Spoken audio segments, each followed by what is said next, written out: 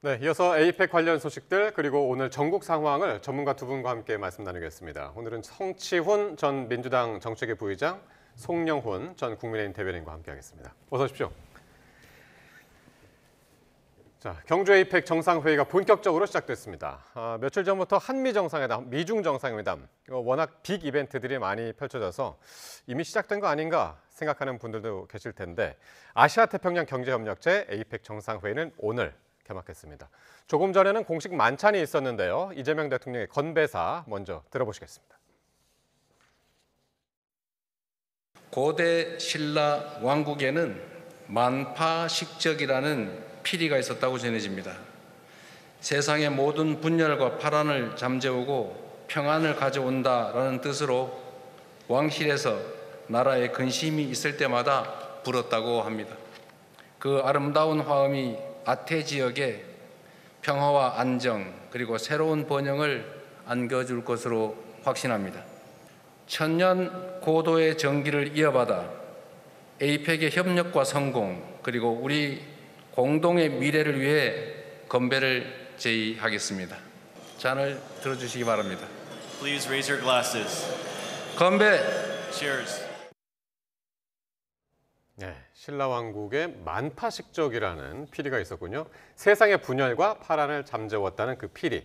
그 이야기로 이제 건배사를 해주셨는데 어떻게 들으셨나요? 적절한 이야기였습니까? 적절한 이야기였죠. 만약에 만파식적 피리가 지금 있었다면 지금 모인 세계 각국의 정상들이 불고 싶어하지 않았을까요? 그만큼 다들 지금 힘든 상황에 처해 있습니다. 사실 이 에이펙 경제협의체에 모여서는 원래 자유무역주의와 관련된 협의들을 하게 되어 있는데 모든 나라 정상들이 이렇게 힘들어했던 이유는 사실 중심에 미국이 있죠. 미국이 이 관세 협상을 각 나라와 겨누면서 그 모든 나라들이 이 관세를 낮추기 위한 노력들 때문에 매우 힘겨워했죠. 그런데 이번 기간 동안 일단 한미 정상회담을 통해서 저희도 좀 어느 정도 마무리가 됐고 갈등이 가장 고조되었던 미중 정상회담을 통해서 미국과 중국도 어느 정도 좀 갈등이 완화됐다는 평가들을 받고 있습니다. 그런 상황 속에서 이제 에이펙이 이제 시작이 되었으니 여기서는 이제 우리가 함께 할 수 있는 길이 무엇인가 이거에 대한 좀 협의나 선언문들이 나오기를 아마 각국의 정상들과 국민들이 기대하고 있지 않을까. 전 그래서 이번 에이펙을 통해서 그런 좀 힘든 경험들을 좀 힘든 과정들을 거쳤지만 이제 우리가 함께 할 수 있는 거에 대한 선언문, 그 결과물이 좀 나올 때가 되지 않았나 그런 계기가 되길 바라봅니다. 예. 이렇게 이제 건배사에 이어서 뭐 만찬이 있었고 거기에 또 여러 이제 부대 행사들이 있었는데 그 사회를 차은우 씨가 봤다고 그래요. 그리고 그 만찬 음식을 에드워드 리 유명한 그 셰프가 봤다고 그러고. 네. 주최국이 단순히 장소만 제공하거나 의장국의 역할을 하는 것을 넘어서서 소프트 파워를 확장하는 계기로 삼아야죠. 그런 여러 가지 노력의 일환으로 이해가 되고 긍정적으로 평가합니다. 그리고 더 나아가서 사실은 K컬처, K푸드, 뭐 K뷰티 이런 것들을 확산하기 위한 어떤 노력이나 계기들이 이번 에이펙 정상회의에서 있었다라고 평가할 수 있을 것 같습니다. 대표적으로 이제 K컬처를 좀 환기하기 위해서 BTS의 RMC가 이번에 에이펙 그 경제인 서밋에서 또 기조연설도 하지 않았습니까? 그랬죠. 그런 부분이 있었고 그다음에 또 캐롤라인 레빗 백악관 대변인은 모 유명 화장품 브랜드의 체인에 가서 뭐 마스크팩 같은 것을 구입하는 뭐 그런 찍어가지고 올렸더라고요. 그렇죠. 그리고 바로 어제 있었던 이른바 깐부회동이라고 하는 그 젠슨 황 엔비디아 CEO와 이재용 회장, 정의선 회장 간의 회동도 사실은 어떻게 보면 K푸드를 세계인들에게 한 번 더 상기시키고 관심을 갖게 하는 그런 요소도 작용할 수 있을 걸로 보입니다. 이런 것들이 우리의 소프트 파워를 확대시키는데 긍정적인 역할을 할 수 있도록 앞으로 좀 후속 조치들도 있어야 될 것 같습니다. 네, 그렇군요. 자, 어쨌든 이제 결국 관심은 내일 이제 폐막을 하면서 경주 선언, 그러니까 공동 선언문이 채택될 수 있을까? 이것이 이제 관심인데 왜냐하면 이제 지금 미국하고 중국의 입장이 많이 다르잖아요. 그렇죠. 사실 미국 지금 트럼프 대통령이 먼저 한국에 왔었고 그리고 정상회담 한 다음에 미중 정상회담까지 한 다음에 이제 트럼프 대통령 먼저 또 갔죠. 그런 다음에 지금 시진핑 주석이 남아 있는 관계 상황인데 아마 트럼프 대통령이 와 있을 때와 시진핑 주석이 와 있을 때 분위기가 많이 다를 거라는 얘기를 했습니다. 아무래도 트럼프 대통령은 지금 이 자유무역주의를 추구한다기보다는 공정무역 이렇게 무조건적인 자유를 추구하는 것은 미국에게 공정하지 도움되지 못하다, 않는다. 공정하지 못하다라고 예. 얘기를 계속 주장해왔거든요. 미국이 손해를 보면서 자유무역을 할 필요는 없다라는 기조를 유지해왔기 때문에 사실 지금까지 에이펙에서 그 각국 정상들이 추구해왔던 방향과는 다르죠. 그리고 우리 한국에서는 20년 전 부산 2005년에 에이펙이 또 있지 않았습니까? 그때만 하더라도 미국은 좀 이 자유무역을 이끌던 나라거든요. 20년 만에 상황이 많이 바뀌었습니다. 또 근데 미국과 또 중국도 20년 전과 상황이 많이 바뀌면서 중국도 이제 세계 시장 경제의 아주 주역으로 떠오르면서 이번엔 오히려 중국이 자유무역주의를 외치고 있는 상황이 됐죠. 예. 그렇기 때문에 이 협의문 아마 채택 과정이 그렇게 순탄치는 않을 겁니다. 왜냐하면은 트럼프 정부 1기 때도 2018년 에이펙 때 합의문 채택이 불발됐던 게 결국 미국의 반대 때문에 불발됐던 적도 있거든요. 근데 또 한켠에서는 결국 이 미중 정상회담을 통해서 어느 정도 좀 두 나라가 갈등을 좀 완화시키는 기조로 좀 변화했다라는 평가도 있기 때문에 아마 표현이나 이런 부분에 있어서 좀 문구 수정을 통해서 그래도 합의문 도출까지 가지 않겠냐는 예측들도 있어요. 그래서 예. 뭐 자유무역주의 뭐 이렇게 그게 들어가 있진 않더라도 예. 뭐 공정이라는 단어나 이런 것들 미국이 원하는 단어를 좀 넣어주면서 완화된 선언문이 나올 가능성도 전 있다고 보고 기대합니다.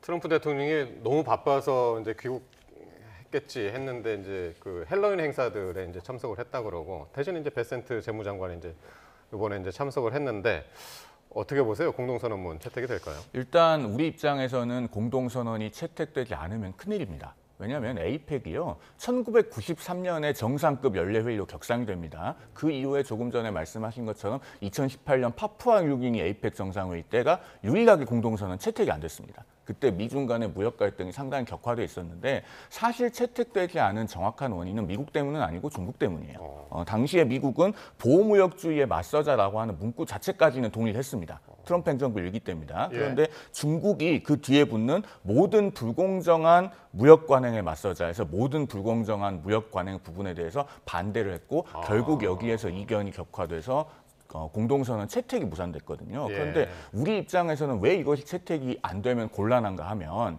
공동선언이 나오지 않으면 대신에 뭘 하냐면 의장국이 의장 성명을 냅니다.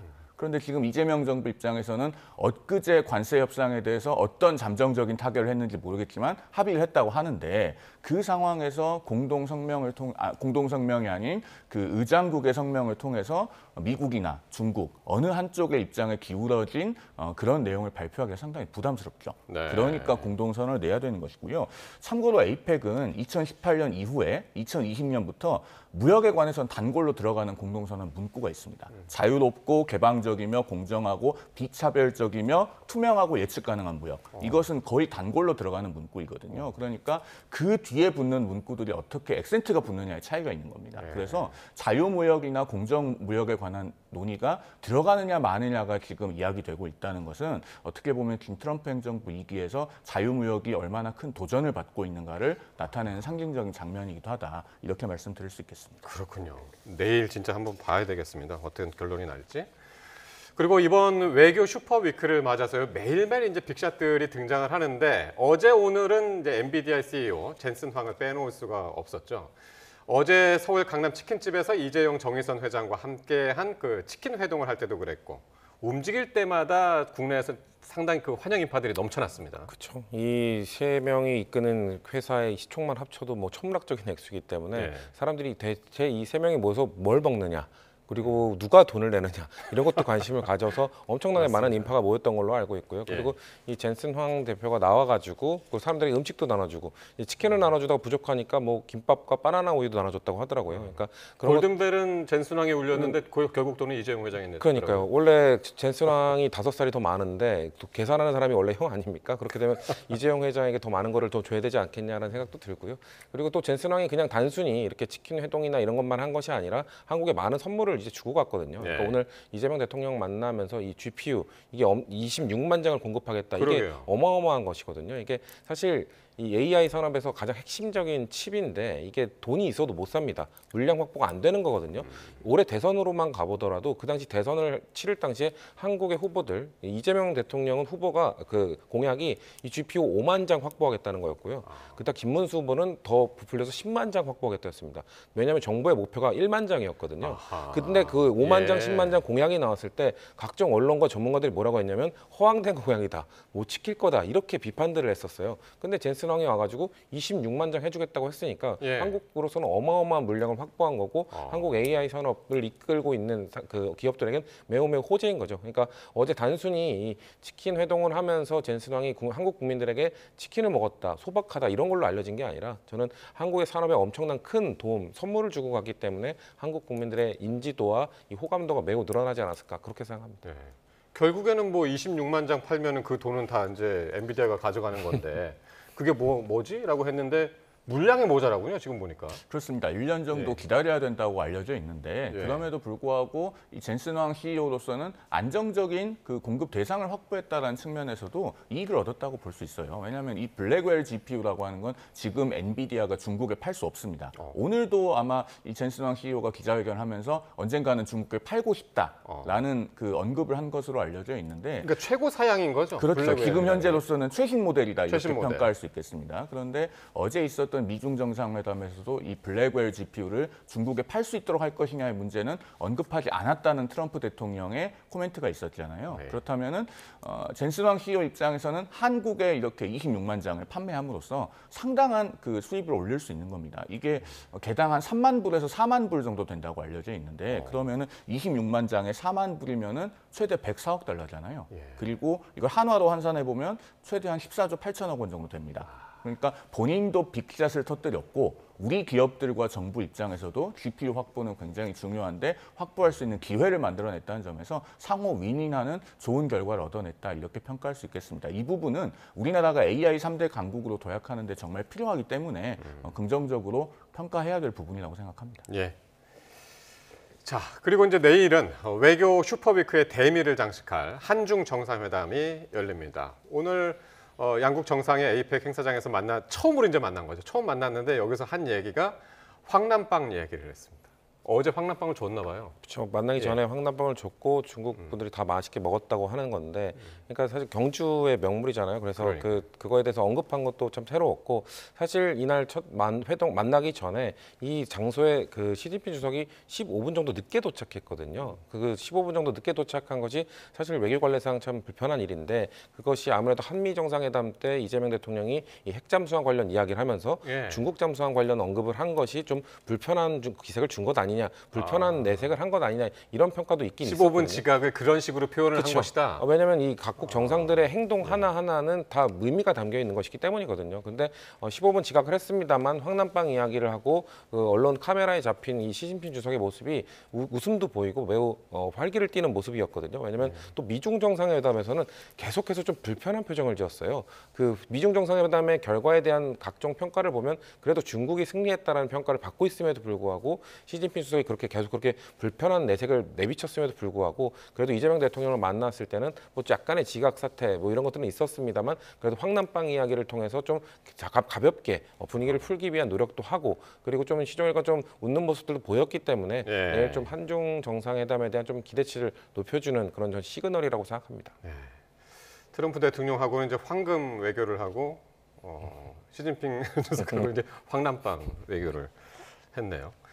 근데 이번 회담에서 이제 한중 관계가 한중 관계 정상화가 이제 최대 관심사인데 특히 이제 비핵화 문제 그리고 한한령이 해제될 것인가 문제 이런 것도 관심입니다. 말씀하신 두 가지 외에도요. 지금 네. 한중 관계에서는 해결하지 못한 현안들이 산적해 있습니다. 대표적으로 한한령 해제 문제가 있고요. 더 나아가서 동서남북의 문제가 있죠. 동북공정, 서해구조물, 남아시아를 거점으로 한 중국인 범죄 조직, 그리고 북한 핵 문제. 이 5가지에 대해서는 대한민국 정부가 사실 중국에 대해서 할 말을 해야 됩니다. 예. 내일 정상회담에서 일거의 모든 것을 해결하라고 요구하는 것은 아니에요. 11년 만에 정상회담이고 더더군다나 지금 시진핑 주석은 우리와 정상회담을 하기 전에 상당히 불편한 심경일 겁니다. 트럼프 대통령에 대해서는 경주 금관을 선물하는 걸 봤는데 중국에는 황남빵을 선물하고 또 한편으로 해추진 잠수함을 받아내면서 중국 잠수함을 견제하겠다라고 하는 의도를 명시적으로 드러냈기 때문이죠. 네. 그럼에도 불구하고 앞으로의 한중 관계는 대한민국이 할 말은 하고 현안은 풀어나가겠다라고 하는 가능성을 보여줘야 됩니다. 그렇지 않다면은 내일 한중 정상회담이 어떻게 보면은 한 번의 의전에 그치는 그리고 일회성의 이벤트에 머무는 그런 결과가 될 것이기 때문에 우리 국민들께서는 내일 당장 어떤 모든 문제가 풀리진 않더라도 우리 정부가 과연 중국에 대해서 능동적 외교를 할 수 있겠는가 이 부분을 유심히 지켜보실 거라고 생각합니다. 그러니까 미중 정상회담만 보더라도 정말 다양한 그 과제들이 있었는데 그 중에서 이제 펜타닐 관세를 이제 내린 거 미국 입장에서는 이제 중국 입장에서는 이제 뭐 히토류 규제를 이제 풀었다는 거 이렇게 이제 서로 할 수 있는 것만 이야기를 하고 나머지는 이제 다 또 이제 또 다른 이제 숙제로 남겨놓는 그런 과정이 있었는데 내일도 그렇지 않을까 또 싶네요. 지금 맞습니다. 말씀들 들어보니까. 맞습니다. 분명 풀어야 되는 문제는 맞습니다만 지금 당장 내일 풀 수 없다면 굳이 불편한 이야기를 화두를 꺼낼 필요는 저는 없다고 보거든요. 예. 마치 지금 국민의힘 송원석 원내대표나 이런 분들은 공식적으로 그걸 무조건 얘기해야 된다고 주장을 하고 있는데 그것은 마치 한미 정상회담 했을 때 트럼프 대통령을 만나서 그 한국인 구급 사태 어떻게 된 거냐 당장 사과하라 이런 식을 요구를 하라는 거나 다름없다고 보거든요. 이번에는 이 한미 정상회담도 마찬가지고 한중 정상회담도 마찬가지고 미국과 중국이 만났을 때랑 또 입장이 많이 다릅니다. 미국과 중국은 서로 갖고 있는 카드가 있기 때문에 예. 어떻게 보면 좀 동등한 위치에서 협상을 할 수 있는 그런 상태에서 테이블에 앉은 거잖아요. 근데 우리나라 입장에서는 미국과 협상을 할 때도 마찬가지고 또 중국과 테이블에 앉을 때도 마찬가지고 우리는 좀 더 많이 얻어내야 되고 좀 많이 부탁해야 되고 이런 입장에 있는 겁니다. 그렇기 때문에 그런 자리에서 불편한 이야기를 펼쳐내라. 사실 한중 관계를 최악으로 치닫게 한 거는 저는 윤석열 정부라고 생각을 하기 때문에 윤석열 정부 때 좀 거의 뭐 경색된 이 한중 관계를 최대한 내일은 복원을 시키고 그리고 차차 좀 불편한 이야기도 하면서 우리가 뭐 사과를 받아낼 건 사과를 받아내고 예. 우리가 좀 원하는 걸 요구할 건 요구하고 이런 것들은 단계적으로 빌드업을 하는 과정이 필요하다고 저는 생각합니다. 네. 한미 이 관세 협상 관련해서도 잠깐 짚어보면은 이게 이제 그 타결은 했다고 하는데 그 타결된 이후에 이제 국회 후속 조치가 있죠. 비준 절차라든가. 근데 민주당에서는 국회 비준뿐만이 아니라 그거 말고도 이제 특별법 처리도 같이 하자 이렇게 이제 검토를 하고 있는 것 같고 국민의힘에서는 이거 그 합의문도 아직 나오지 않았는데 말이지 너무 샴페인 일찍 터뜨린 거 아니야? 이런 얘기가 나오네요. 지금 한미 정상회담이 종료가 된 지 만 2일하고도 6시간 이상 지나지 않았습니까? 네. 그럼에도 불구하고 한미 공동 팩트시트를 제가 아직 보지 못했어요. 공동 설명 자료가 나와야 되는데 아직도 안 나옵니다. 과거 같으면은 공동 합의문 또는 공동 성명 이런 것들이 정상회담 끝나고 바로 나왔어요. 그러면은 과연 한미가 관세 협상에 관해서 어디까지 합의에 이르는 것인가? 사실 아직도 명확하지 않은 측면이 있다고 생각합니다. 뭐 반도체 관세 같은 경우에 우리 정부는 대만보다 불리하게 적용받지 않기로 했다라고 하지만은 미국은 그걸 부정하고 있지 않습니까? 그리고 농산물에 관해서도 지금 미국에서는 100% 개방을 이야기하고 우리는 추가 개방이 없다라고 말이 다른 실정입니다. 네. 이런 상황에서 지금 어떤 국회 특별법부터 올리겠다라고 하는 것은 다소 본말이 전도된 느낌이 있습니다. 더더군다나 앞으로 이 한미 투자 협정은 명백하게 국회 비준 대상입니다. 헌법 60조가 국가나 국민에게 중대한 재정적 부담을 지우는 조약은 국회 비준 대상으로 하고 있거든요. 그러면 우리가 2029년 1월까지 투자협정을 체결하고 투자를 시작하면 되는 거니까 그 전까지는 국회가 최대한 신중하게 심의하면서 비준을 해야 됩니다. 그런데 그 이전에 대미투자펀드 특별법부터 올리면은 사실 그 후에 국회 비준 절차가 무용지물이 될 가능성이 있어요. 이런 점에서도 사실은 그 미국이 행정명령을 서명해서 관세를 15%로 다시 되돌리기 위한 전제 조건을 어떻게 한미가 합의했는지 이것이 좀 분명해질 필요가 있다고 생각합니다. 네. 만약에 우리 국회에서 특별법을 통과하는 것이 명시적인 선결 조건이라고 하면 이것이 과연 잘된 협상인지에 대해서는 좀 따져볼 필요가 있다는 생각이 듭니다. 예, 지금 정부에서는 그 한미 양측에서 공동 설명 자료를 지금 검토하고 있다고 그러던데요. 곧 발표될 예정으로 알고 있습니다. 조인트 예. 팩트 시트가 지금 미국과 협의를 통해서 조만간 발표되면 아마 국민의힘은 그게 발표되더라도 거기서 아마 트집을 잡기 위한 노력을 하겠죠. 이런 것들이 부족하다. 저는 근데 일부 그건 야당의 역할이라고 생각합니다.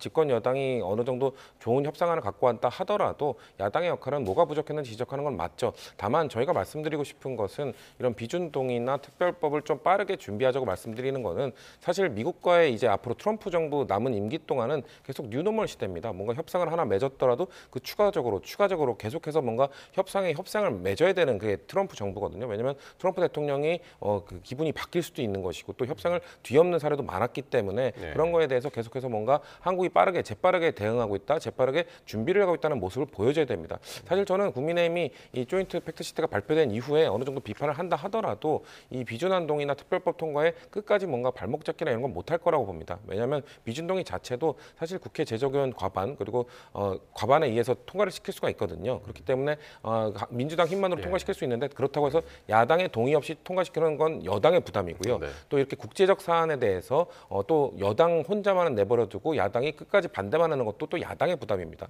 아마 어느 정도 합의안을 맞추기 위해 양당이 전 노력할 거라고 믿기 때문에 어느 정도의 비판 과정을 거쳐서 아까 말씀하신 그 기한 전에 충분히 저는 비준안이나 특별법 둘 다 통과될 수 있을 거라고 생각합니다. 외교 협정이라는 게 이제 정권이 바뀌더라도 계속해서 이제 지속 가능성이 있어야 되기 때문에 그런 것도 이제 상당히 중요할 텐데. 자, 국회 상황 좀 보겠는데요.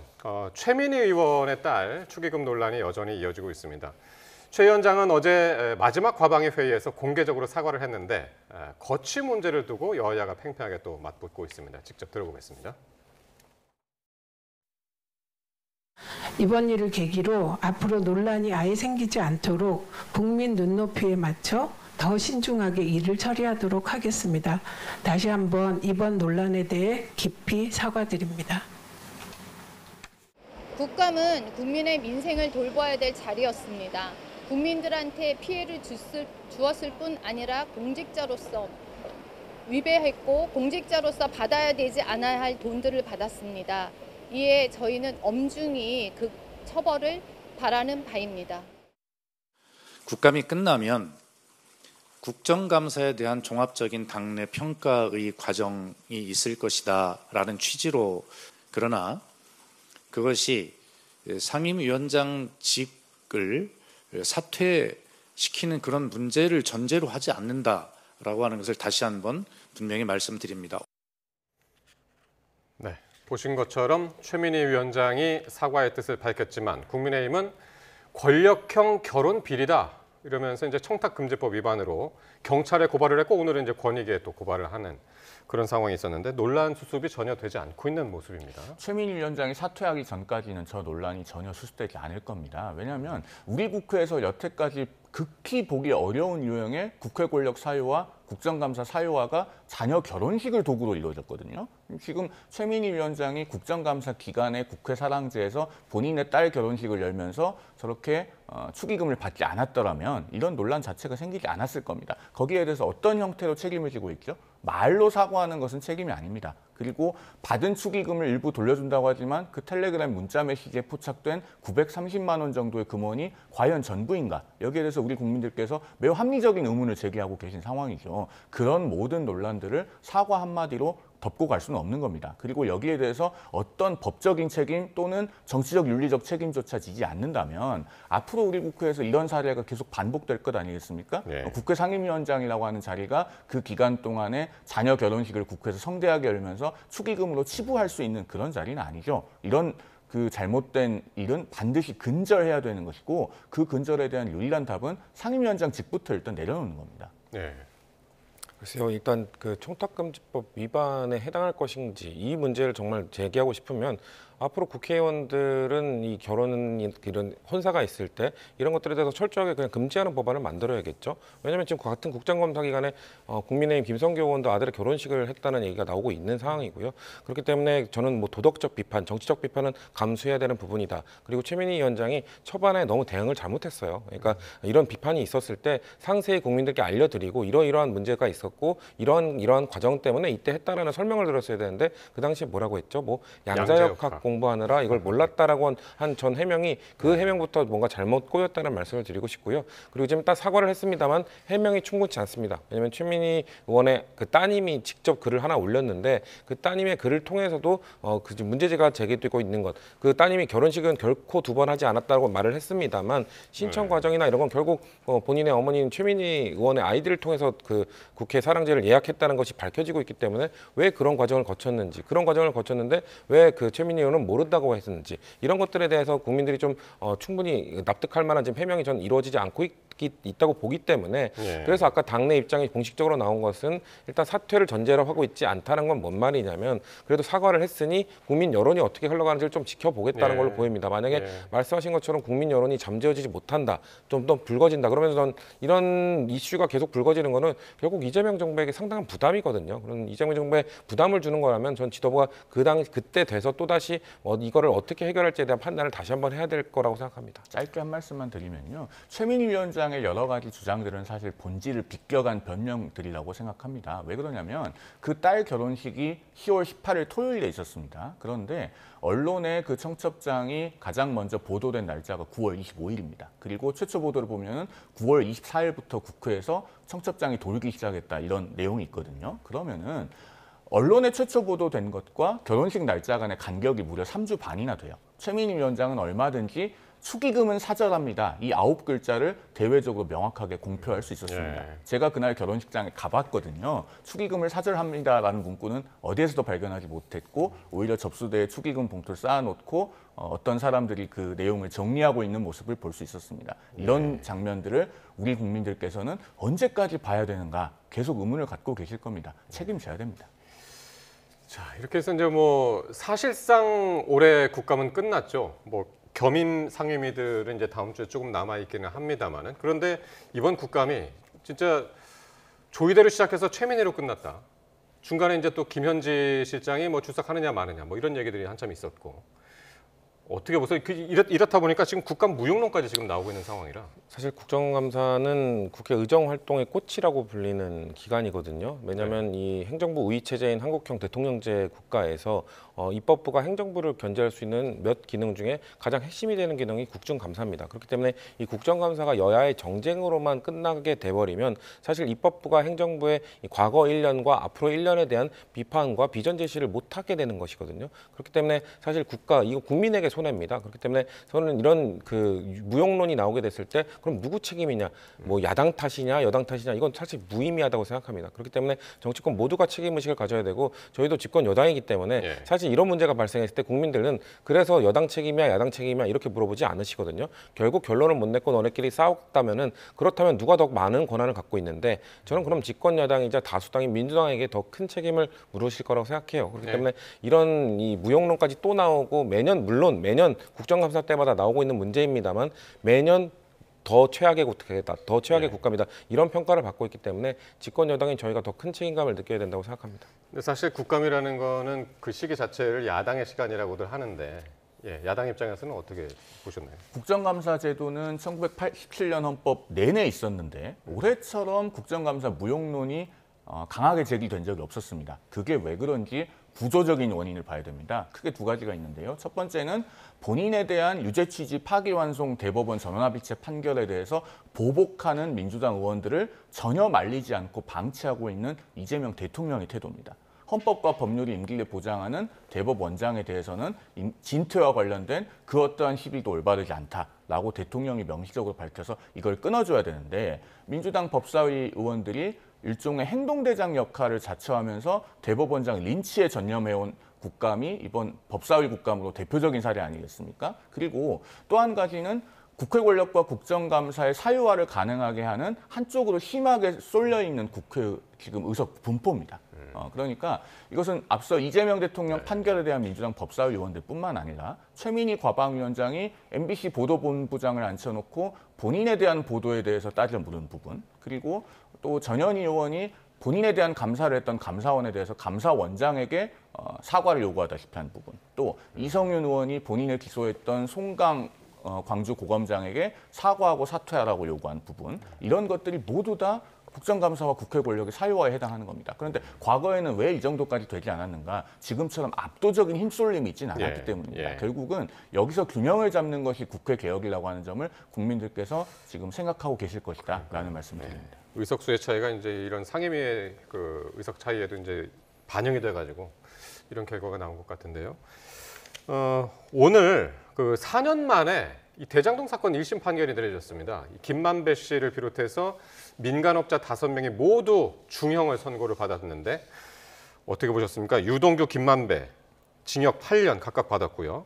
남욱 변호사 4년, 정영학 회계사 5년, 정민용 변호사 6년 하고 뭐 벌금, 추징금 어마어마하던데요. 그렇죠. 뭐 예. 아직 1심이긴 합니다만 엄청 큰 중한 판결이 내려졌죠. 예. 그리고 아까 말씀하신 것처럼 김만배 씨 같은 경우는 추징금이 400억 원이 넘습니다. 그러니까 부당한 이득을 취했다고 판단을 받는 사람들에 대한 중한 벌이 내려졌다라고 볼 수 있는 것이고요.